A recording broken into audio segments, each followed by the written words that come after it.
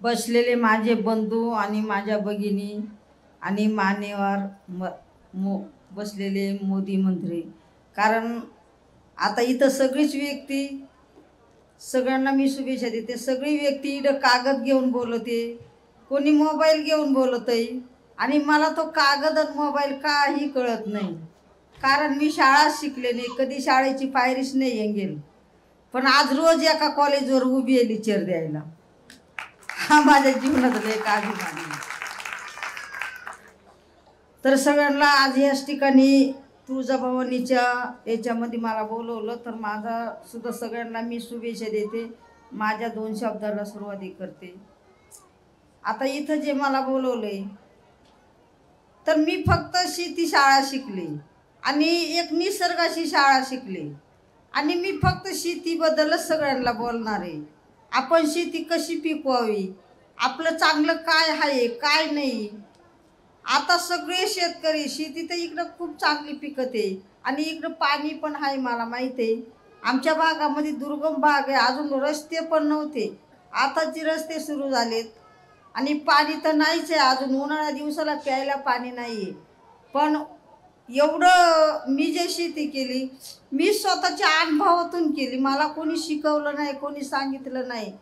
पण प्रत्येक कामाचा, प्रत्येक शेतीचा कसा अनुभव घ्यायचा, हा अनुभव मी लहानपणापासून, मी शेतीच काम करत होते लहान असताना. आणि शेती कशी करायची ही वडिलांनी शिकवली होती, कारण आमचे वडील खूप गरिबी होते, त्यांचे खूप गरिबी होती. त्यांना 7 मुली होत्या आणि एक मुली 9 महिन्याची असताना आई वारली. मग सगळी जबाबदारी वडिलांवर आली. तरी वडिलांनी तेवढी जबाबदारी घेऊन, आणि ते पण शाळा शिकेल नव्हते, पण त्यांनी ज्ञान खूप शिकवलं घरामध्ये मुलींना. काम करत असताना सगळ्या मुली एक दिवस 4 महिन्यातून जवळ बसवायचे आणि ते ज्ञान शिकवायचे. गरिबी आली तर कधी लाजू नये, श्रीमंती आली तर कोणी माजू नये. टाकीचे गाव सोसल्याशिवाय देवपणा येत नाही. आणि काम करताना चांगल्या कामामध्ये मरून निघायचं पण सरून निघायचं नाही. हे माझ्या वडिलांचं शिक्षण होतं, ते पण शाळा शिकेल नव्हते. आणि चांगल्या कामाला वेळ प्रसंगी कुणालाही धावून जायचं. किती समोरचा माणूस आपला वादी जरी असला तरी त्याच्यावर जर एखादा मोठा प्रसंग आला तर त्या प्रसंगाला आपण धावून जायचे. एखाद्याचं मोठी गरिबी आली तर त्या गरिबीला सुद्धा आपण मदत करायची. हेच वडिलांनी शिकवलं होतं. आणि आता एक एक शब्द कागदावर लिहून ठेवतात. मी एक एक शब्द मी माझ्या डोक्यामध्ये तेव्हाचा साठवून ठेवला.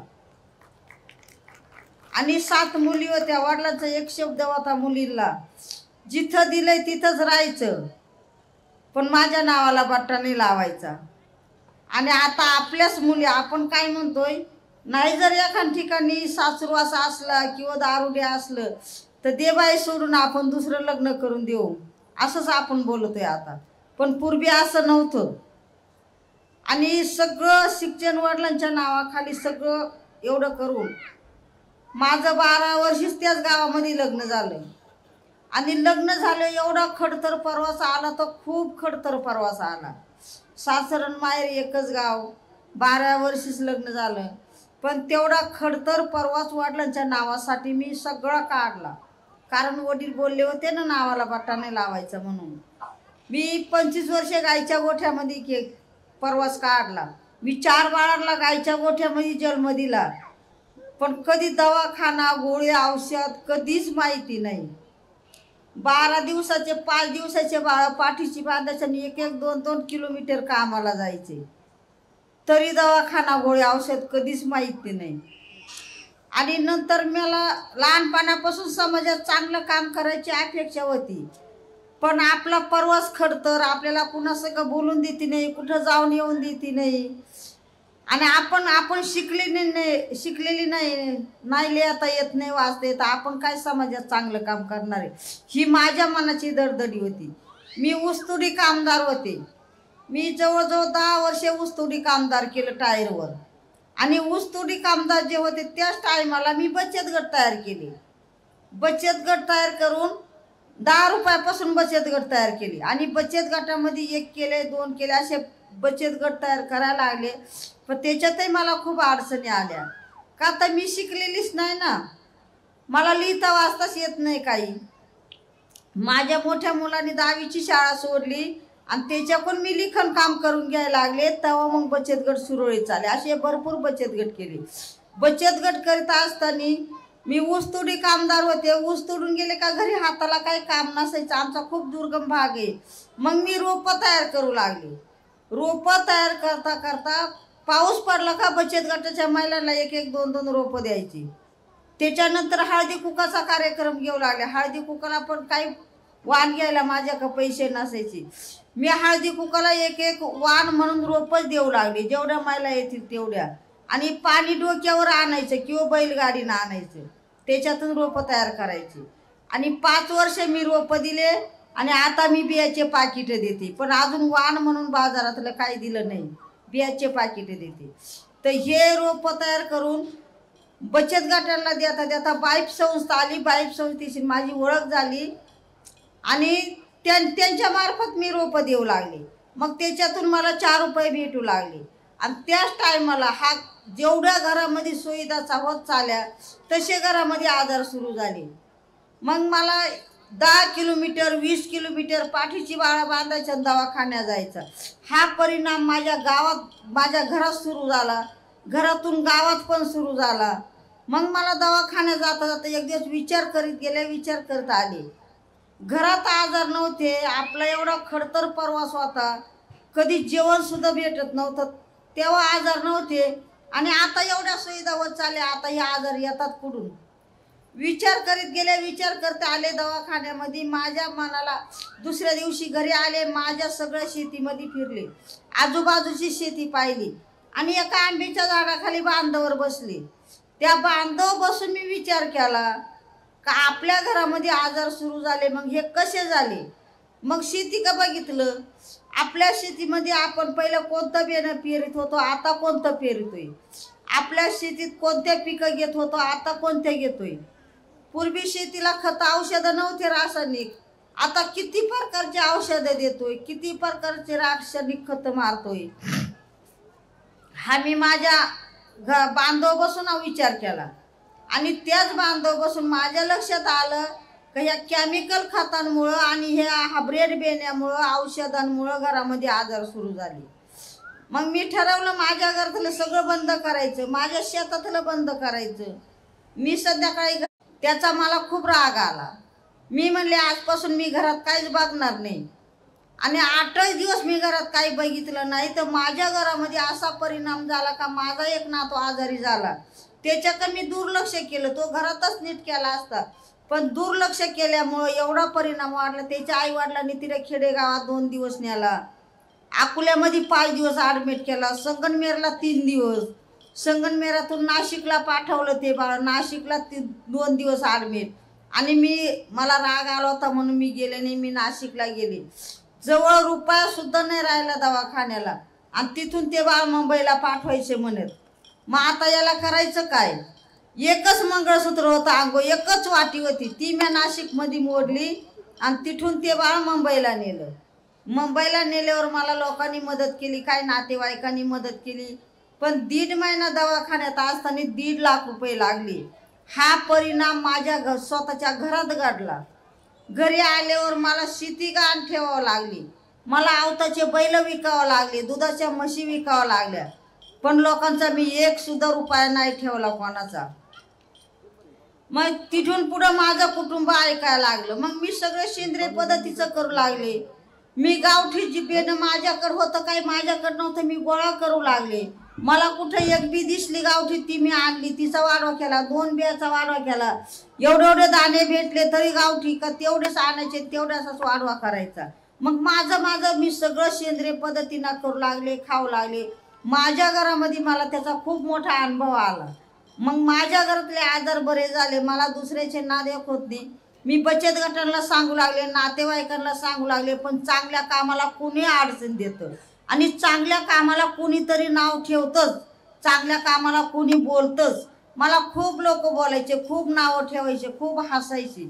पण माझं काम मी सांगतच राहिले आणि करीतच राहिले. त्याच टायमाला रोपानिमित्त बाईप संस्थेची माझी ओळख होती. मी फक्त बी लावाय पाऊस पडून गेला होता, थोडं थोडं बी घेऊन स्वतः पुरतं बी लावायला चालले होते. पाईपचे साहेब आले माझ्याकडे, मला म्हणतात मावशी कुठं चालले होते? म्हणले चाले बी लावाय, पाऊस पडलाय. मी डोक्यावरची बी बेनीची टोकरी खाली उतरून ठेवली आणि त्यांच्या संग गप्पा मारायला लागली.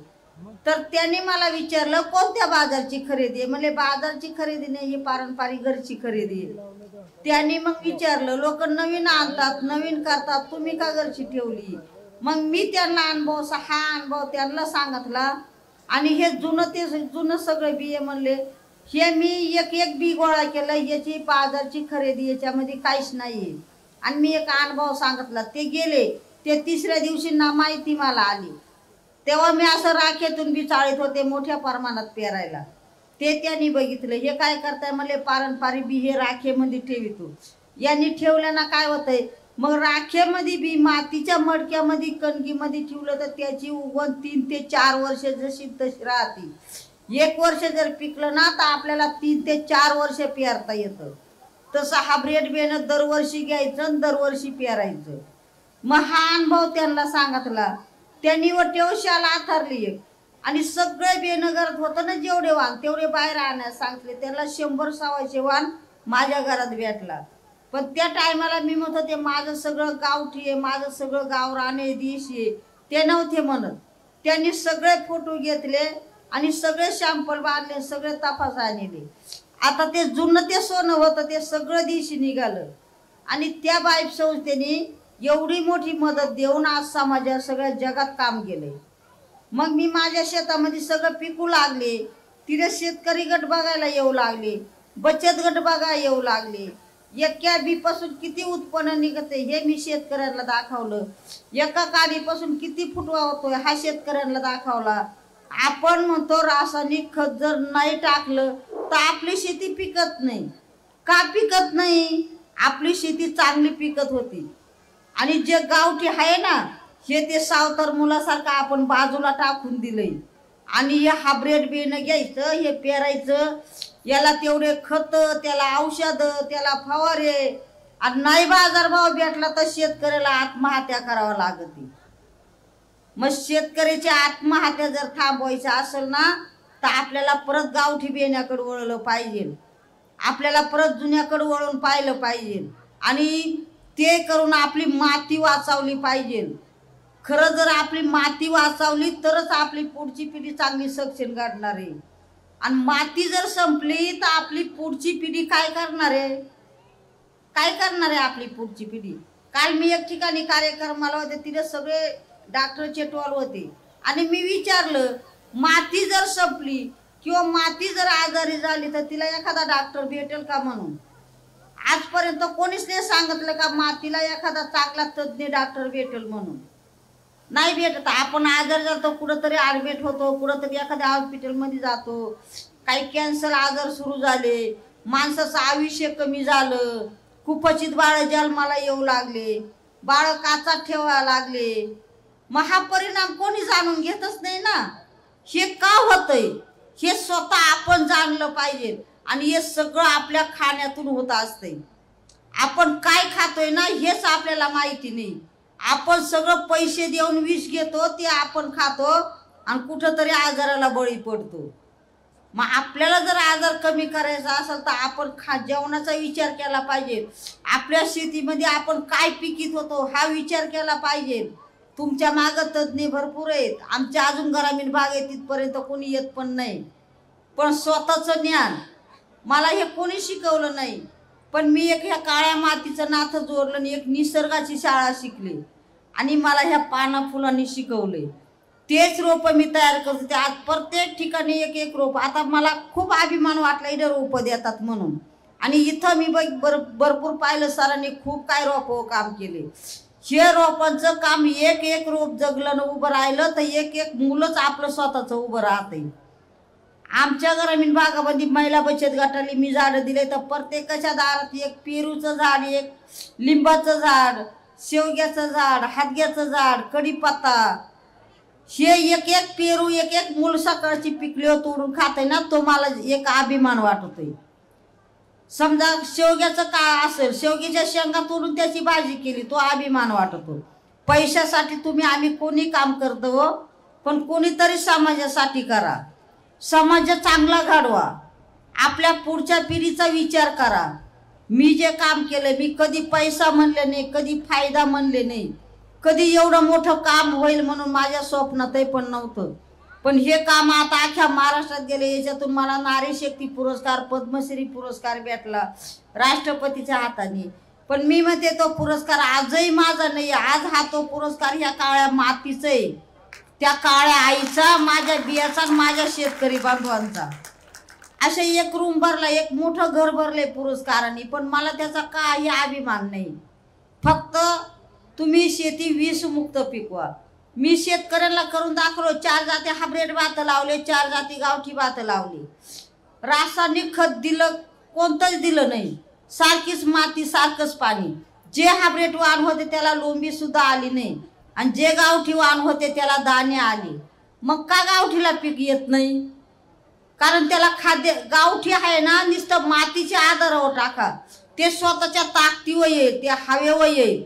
तसं हायब्रिड वाण बिगर खता औषधाशिवाय येणार नाही। आणि आपण पूर्वी काय पिकतोय, भरड धान्य होतं, आपलं तूर धान्य होतं, हे आपण खूप कमी करतोय। आपण सगळे पिकं घेऊन काम केलं पाहिजे।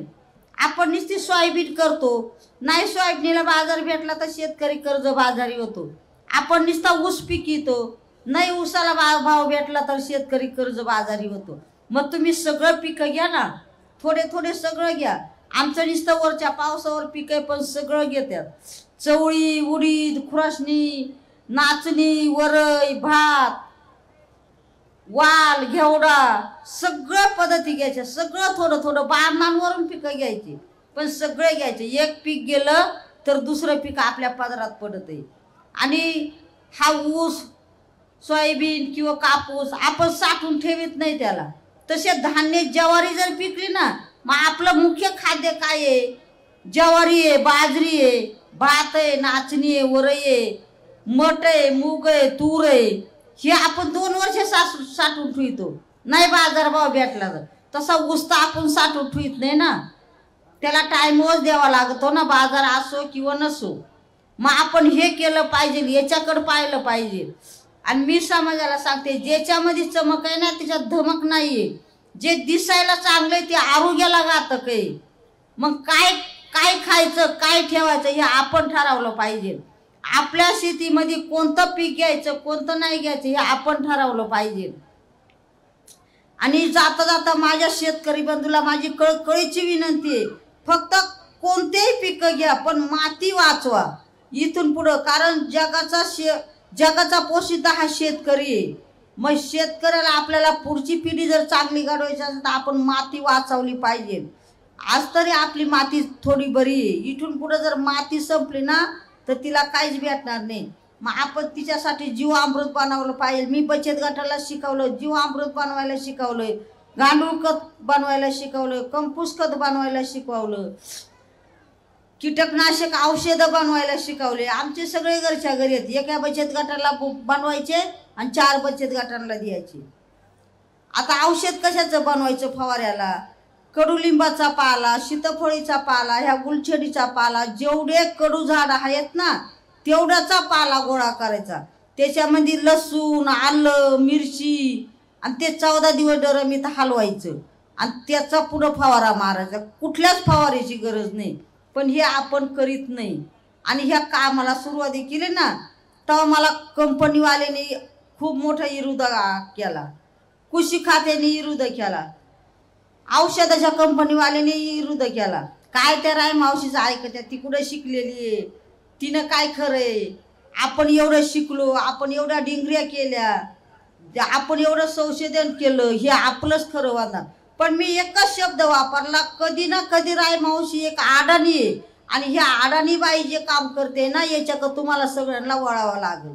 आणि आता याची गरज आहे वळलीची, आता सगळे वळले। मग प्रत्येक शेतकऱ्याच्या बांधापासून गावठी बियाणं पिकलं पाहिजे, प्रत्येक शेतकऱ्याच्या बांधापासून गावठी बियाणं गेलं पाहिजे। याच्यासाठी मी म्हणते, पैशाच्या बँका गावोगाव आहेत, गलोगले नाही, पण प्रत्येक गावात माझ्यासारखी एक रायबाई तयार झाली पाहिजे, आणि प्रत्येक गावात एक बीज बँका तयार झाली पाहिजे, जेणेकरून माझ्या शेतकरी बंधूला गावातलं बी गावातच भेटलं पाहिजे. हे काम मी केले. असं माझं ऐकून बरेच आमच्या परिसरामध्ये 10-12 बँका झालेत आणि आता समाजामध्ये खूप लोक वळलेत याच्याकडं. आता रानभाज्या आपल्याला माहिती नाही राहिल्या. रानभाज्यांचं संवर्धन आपण केलं पाहिजे. शाळेतून करा, तुम्ही कृषी केंद्रातून करा. रानभाज्या एक रानभाजी एक औषधी वनस्पती, पण आपल्याला त्या माहीत नाही राहिल्या. आपण जर नाही ठेवल्या तर पुढच्या पिढीला काय माहीत होणार आहे. कारण रानभाज्यांची सुद्धा खूप गरज आहे. एक रानभाजी एक औषधी वनस्पती आहे, पण याच्याकडे कोणीच वळत नाही. आता सगळे लोक पैसा मागत धावतात. पैसा किती भेटतोय आणि कुठून भेटतोय हा बघतात. पण मी सांगते, जे करून अन्न चांगलं खायला भेटेल ना ते करून पैसा कोणी खाऊ शकणार नाही. खाऊ. ज्याच्यामध्ये चमक आहे त्याच्यात धमक नाहीये. जे दिसायला चांगलं आहे ते आरोग्याला घातक आहे. मग काय करायचं, काय खायचं हे तुम्ही ठरवायचं. फक्त माझी जाता एवढीच विनंती आहे की ह्या काळ्या आईला वाचवा. ह्या मातीची संपत्ती आहे ना, हिला वाचवा आणि आपली पुढची पिढी चांगली घडवा. याच्यातून कोणाला एखादा प्रश्न विचारायचा असता विचारून घ्या. एखादा माझ्याकडून वाईट शब्द गेला असेल तर तो मला माफ करा आणि चांगला असेल तो नक्कीच घ्या. आता इथं निघाले लोक फोटोला गर्दी करताय फोटो काढायला, पण मी म्हणते फोटो कोणीच घेऊ नका, पण माझे विचार बाकी नक्की घ्या आणि हे विचार नक्की कामाला लावा. एवढे बोलून 2 शब्द संपवते. जय हिंद, जय महाराष्ट्र. धन्यवाद.